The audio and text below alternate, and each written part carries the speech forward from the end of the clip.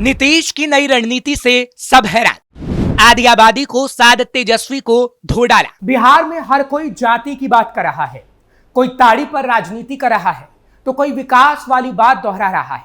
लेकिन ऐसे में नीतीश एक अलग राजनीति कर रहे हैं जो तेजस्वी की राजनीति को खत्म तक कर सकती है।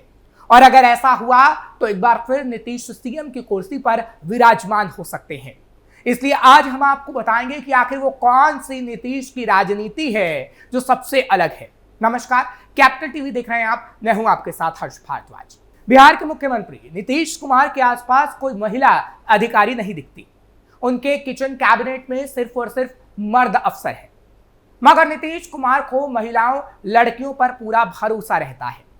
जातियों के खांचे में बटे बिहार के सामाजिक ताना बाना में उन्होंने महिलाओं को एक जाति का माना और आधी आबादी को अपनी ओर खींचने का प्रयास किया। कानून के हिसाब से महिलाओं को लाभ मिले, इसका भी इंतजाम किया गया। उनकी प्राथमिकताओं में उनकी समस्याएं और उन्नति दोनों शुमार है। इसके लिए सरकारी स्तर पर उन्होंने कई इंतजाम किए हैं। नौकरी से कारोबार और जीविका से लेकर पुलिसिंग तक में इसकी छाप दिखती है। कोई कह सकता है कि उन्होंने अपने लिए भरोसे का एक वोट बैंक तैयार किया है। अगर कोई चुनावी राजनीति में है तो जाहिर सी बात है सबको सत्ता चाहिए। नीतीश कुमार इसके अपवाद नहीं है, वो भी एक मंझे हुए राजनेता है और इसमें कोई बुराई भी नहीं है।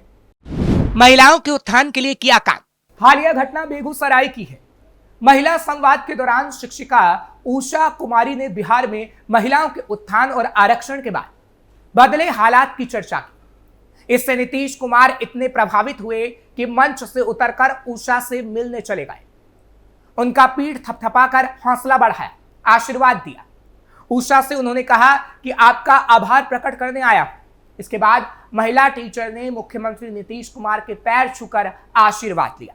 वो तस्वीर सबने देखी। महिला संवाद में शिक्षिका उषा ने सीएम नीतीश से कहा कि आपने महिलाओं के उत्थान के लिए काफी काम किया है, महिलाओं को आवाज दी, आरक्षण दिया, इसका काफी फायदा मिल रहा है। महिलाएं आत्मनिर्भर बन रही हैं, घर से निकल रही हैं। महिला टीचर के इतना कहने के बाद मुख्यमंत्री नीतीश कुमार मुस्कुराते हुए मंच से उतर गए। सीएम नीतीश के विमेन पॉलिसी का इंपैक्ट। दरअसल बिहार में नीतीश कुमार का फोकस महिला उत्थान को लेकर रहता है। हाल के दिनों में बिहार में बड़े पैमाने पर सरकारी नौकरियां दी गई। इसमें महिला आरक्षण ने लड़कियों की किस्मत खोल दी, उनके आर्थिक उत्थान का रास्ता खोल दिया। जो भी लड़की थोड़ी एक्टिव है और अपने करियर को लेकर सजग है, उसके लिए नीतीश सरकार में बेहतर मौका है। पुलिसिंग से टीचिंग और इंजीनियरिंग, मेडिकल से स्पोर्ट्स तक में नीतीश सरकार की नीतियों का असर ग्राउंड पर दिखता है। जो भी लड़की किसी सरकारी नौकरी में है, उससे नीतीश कुमार के बारे में बात कीजिए तो कम से कम बुराई नहीं करती है, वरना सरकार से तो लोगों की 100 शिकायतें रहती हैं। 19 साल पहले शुरू हुआ था सिलसिला।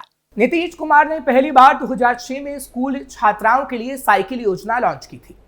इसके बाद तो कॉलेज तक की छात्राओं, निकाय चुनाव में आरक्षण से लेकर पढ़ाई और नौकरी में रिजर्वेशन के जरिए इतनी गारंटी मुहैया करा दी कि बेटियों को पंख लग गए। सिर्फ बेटियों को नहीं, ग्रामीण घरेलू महिलाओं के लिए जीविका को तो नीतीश सरकार का बैकबोन कहा जाता है। 2006 में विश्व बैंक से लोन लेकर महिलाओं के लिए सेल्फ हेल्प ग्रुप की शुरुआत की गई, जिसका नाम दिया जीविका। बिहार ग्रामीण आजीविका संवर्धन सोसाइटी यानी BRLPS ग्रामीण विकास विभाग के तहत काम करती है। स्थानीय रूप से जीविका के रूप में इसे जाना जाता है। अभी बिहार में 10,63,000 स्वयं सहायता समूह काम कर रहे हैं। इन समूहों से 1,34,00,000 से ज्यादा महिलाएं जुड़ी हुई हैं।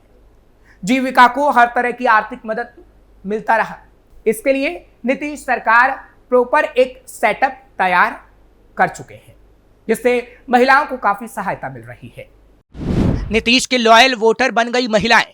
2024 लोकसभा चुनाव के मुताबिक बिहार में कुल 7,64,00,000 मतदाता हैं। इसमें पुरुष मतदाताओं की संख्या 4 करोड़ है। महिला वोटरों की तादाद 3,06,00,000 है। 2024 के लोकसभा चुनाव में कुल मतदाता का प्रतिशत 56.28 था। इसमें 53% पुरुष और 59.45% महिलाओं ने वोट डाला था। पुरुषों के मुकाबले 6.45% अधिक महिलाओं ने वोटिंग की। बिहार विधानसभा चुनाव 2020 की बात करें तो उस समय मतदाताओं की कुल संख्या 7,12,16,286 थी। पुरुष 3,76,81,329 और महिला 3,35,32,767 थे। तब मतदाता का प्रतिशत 57.33 था। इसमें पुरुष वोटरों का 54.90 और महिला वोटरों का यह प्रतिशत 59.58 था। मतलब महिला ने पुरुषों के मुकाबले 4.68% ज्यादा मतदान किया। इस बात को समझिएगा, पुरुषों की संख्या ज्यादा है लेकिन बिहार में जो मतदान करती हैं वो सबसे ज्यादा महिलाएं करती हैं। बिहार में महिलाओं को नीतीश कुमार का लॉयल वोटर माना जाता है। सभी जाति संप्रदाय की महिलाएं नीतीश कुमार को वोट करती हैं, ये बात किसी से छिपी नहीं है। ये नीतीश कुमार की पर्सनल क्रेडिबिलिटी है। नीतीश कुमार के नाम पर उनकी पार्टी को वोट डालती हैं। इसका असर सत्ता समीकरण में भी दिखता है। अब विधानसभा चुनाव फिर होने हैं तो नीतीश कुमार ने एक बार फिर महिला संवाद के जरिए अपनी योजनाओं की याद दिलाने उनके बीच पहुंचने वो लगे हैं। यानी महिलाओं के बीच अब उनकी तस्वीर नजर आ रही है ताकि महिला वोटर नीतीश को ही वोट कर सके। नीतीश ने बिहार में कैसे बनाया महिलाओं को अपना वोट बैंक? नीतीश कुमार का बिहार की सत्ता में आने के बाद मुख्य फोकस महिलाओं पर ही रहा। नीतीश सरकार ने 10 लाख से ज्यादा महिला स्वयं सहायता समूहों की स्थापना की, जिनकी संयुक्त सदस्य संख्या 1 करोड़ से ज्यादा है।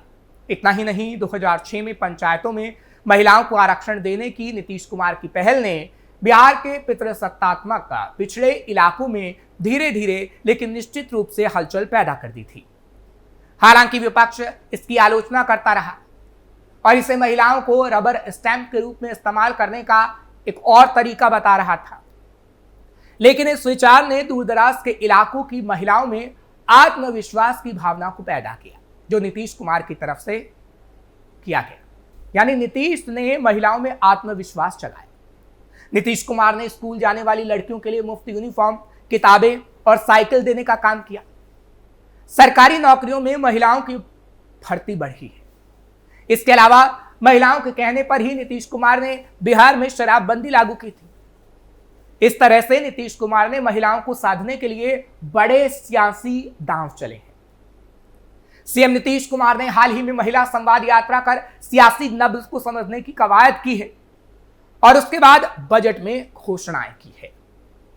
महिलाओं पर मोदी सरकार का फोकस। बात पूरे एनडीए कुनबे की करें तो केंद्र में मोदी सरकार के आने के बाद सबसे ज्यादा फोकस महिला वोटरों पर रहा है। उज्ज्वला योजना, शौचालयों का निर्माण, पक्का घर, मुफ्त राशन, महिलाओं को आर्थिक मदद जैसी कई ऐसी योजनाएं हैं जिनका सीधा लाभ महिलाओं को होता है। मुद्रा योजना के तहत सर्वाधिक जोर अनुसूचित समाज की महिलाओं को आत्मनिर्भर बनाने पर रहा। महिलाओं को प्रधानमंत्री नरेंद्र मोदी और उनकी कई योजनाओं पर विश्वास पिछले 3 लोकसभा चुनाव में रहा है। साइलेंट वोटर की सियासी ताकत के दम पर बीजेपी केंद्र से लेकर देश के आधे से ज्यादा राज्यों में काबिज है। बीजेपी की जीत में महिला वोटर का रोल। महिला वोटर कितना अहम है, इससे इस बात से समझिए कि मध्य प्रदेश में लाडली बहना योजना की 6 किस्त चुनाव से पहले खाते में पहुंचा दी गई, तो बीजेपी की बम्पर जीत महिला वोटरों से हो गई। 2024 के लोकसभा चुनाव में बहुमत के आंकड़े से पीछे रहने के बाद बीजेपी ने महिला वोटों को साधने का दांव चला और हरियाणा से लेकर महाराष्ट्र तक उसे आजमाया। महाराष्ट्र में 5 किस्त पहुंचा दी तो बड़ी जीत एनडीए को मिली। हरियाणा चुनाव में बीजेपी ने महिलाओं से यही वादा किया और सफल रही। उससे पहले छत्तीसगढ़ और राजस्थान में भी बीजेपी का महिलाओं को साधने के लिए कैश वाला दांव चलना मुफीद रहा।